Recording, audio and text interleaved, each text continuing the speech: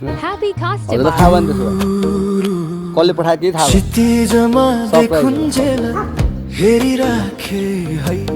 ल गाइज आज हामीले चाहिँ रामकोटमा साइकल डेलिभरी गरिसकेको छौँ उहाँलाई थाहा रहेनछ सो आज हामीले साइकल चाहिँ उहाँको हाल्नु उहाँ कन्फ्युजन हुनुहुन्छ कसले पठायो भनेर हेल्मेट पनि थियो उहाँलाई हेल्मेट पनि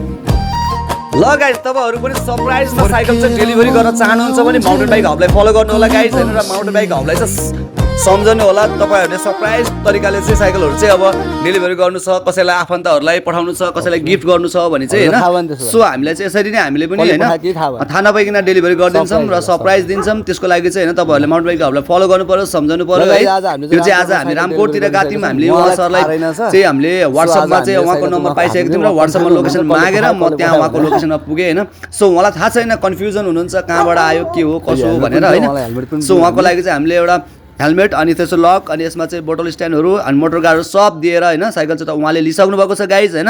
रामकोटमा टक्क म चाहिँ त्यहाँनिर बसेर रमाइलो ठाउँ रहेछ होइन टक्क लाएर घुमेँ यताउता हेरेँ होइन सो उहाँलाई साइकल बुझाइसकेपछि म झरेँ ओह्रालो चाहिँ यहाँ एउटा पिपलको बोट रहेछ त्यहाँनिर एकदमै हावा खाएर एकछिन बसेँ अनि भिडियो बनाएँ होइन सो त्यसपछि म फर्केँ गाइज होइन कस्तो लाग्यो भिडियो सबैजनाले जिएनएस एमटिभी भ्लगलाई पनि हेर्नु होला होइन युट्युबमा गएर र हाम्रो इन्स्टाग्राम पनि माउन्टेन बाइक हब छ त्यसलाई पनि फलो गर्नु होला सबैजना एकदम सपोर्ट गरिदिनु भएको छ माया गरिदिनु भएको छ त्यसको लागि धेरै धेरै धन्यवाद तपाईँहरूलाई thank you so much guys होइन